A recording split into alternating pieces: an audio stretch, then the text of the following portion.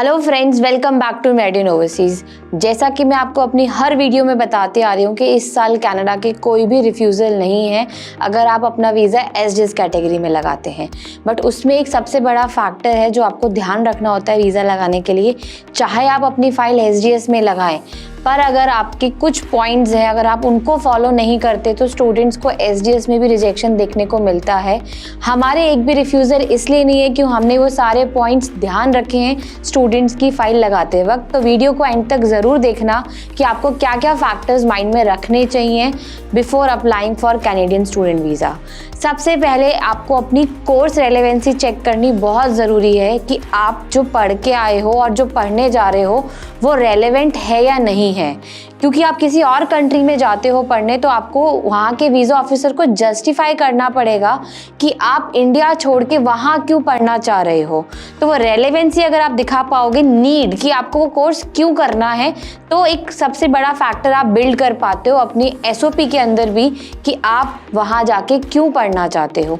दूसरा factor progression होना चाहिए। मतलब आप अपनी जो कोर्स यहाँ से पढ़ा है, फॉर सपोज आपने यहाँ से बैचलर किया है, उसके बाद आपको प्रोग्रेशन करना चाहिए, या तो पीजी डिप्लोमा के लिए जाओ या फिर मास्टर्स के लिए जाओ।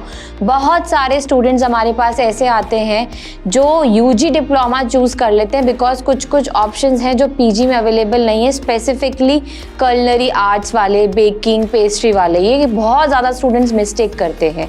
आप ऑलरेडी इंडिया से बैचलर्स कर चुके हो और आप फिर यूजी के कोर्स के लिए जा रहे हो तो वहाँ प्रोग्रेशन नहीं दिखा पाते हैं स्टूडेंट एसओपी के अंदर। अगर प्रोग्रेशन नहीं होगा तो भी चांसेस हैं कि आपका वीज़ा रिफ्यूज़ हो सकता है।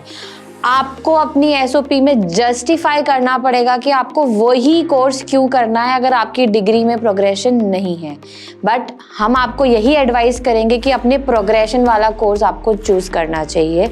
अगर आपको एक राइट कंसल्टेंट मिलेगा वही आपको प्रॉपर गाइड कर पाएगा कि आपका कोर्स रेलेवेंट प्रोग्रेशन के साथ उसको आप कैसे एसओपी में दिखा सकते हो। फाइनेंसेस भी मेजर फैक्टर हैं कनाडा में, बट उससे भी बड़ा इंपॉर्टेंट फैक्टर है एसओपी। अगर आप एसडीएस में लगाते हो तो चाहे फाइनेंसेस कम दिखा दो चलेगा, बट आपकी एसओपी प्रॉपरली राइट होनी चाहिए, प्रॉपरली जस्टिफाइड होनी चाहिए। सारे फैक्टर्स उसमें पता होने चाहिए। एकेडमिक है, एक्सपीरियंस है, फिर आपको रेलेवेंसी दिखानी है, आप उस कंट्री में क्यों जा रहे हो, उस यूनिवर्सिटी में क्यों जा रहे हो, वो पर्टिकुलर कोर्स क्यों कर रहे हो। ये सारे फैक्टर्स आपको प्रॉपरली चेक करने हैं वीज़ा लगाने से पहले। तो हमारे पास एसओपी के कंटेंट राइटर्स हैं, हम प्रॉपर उसको आपके एसओपी फ्रेम करवाते हैं जो भी केसेस हमारे पास आते हैं। इसलिए अभी तक हमारा एक भी रिफ्यूज़ल नहीं है एसडीएस कैटेगरी के अंदर। तो अगर आपकी कोई भी क्वेरी है रिगार्डिंग शॉर्टलिस्टिंग यूनिवर्सिटीज़, अगर आपको रेलेवेंट कोर्स ऑप्शन नहीं मिल रहा है, आप चूज़ नहीं कर पा रहे हैं, तो आप अपनी क्वेरी हमें कमेंट सेक्शन पे भी बता सकते हैं। आप अपनी क्वेरी हमें मेल कर सकते हैं ऑन application 02@meridin.org। साथ ही आप हमारी वेबसाइट पे जाके ऑनलाइन काउंसलिंग सेशन भी ले सकते हैं, और अगर आपको फेस टू फेस काउंसलिंग चाहिए तो हमारी ब्रांचेस भी विजिट कर सकते हैं। ऐसे ही रेगुलर अपडेट के लिए चैनल को लाइक कीजिए, सब्सक्राइब कीजिए और बेल आइकन को प्रेस कीजिए। थैंक यू, मिलते हैं नेक्स्ट वीडियो में।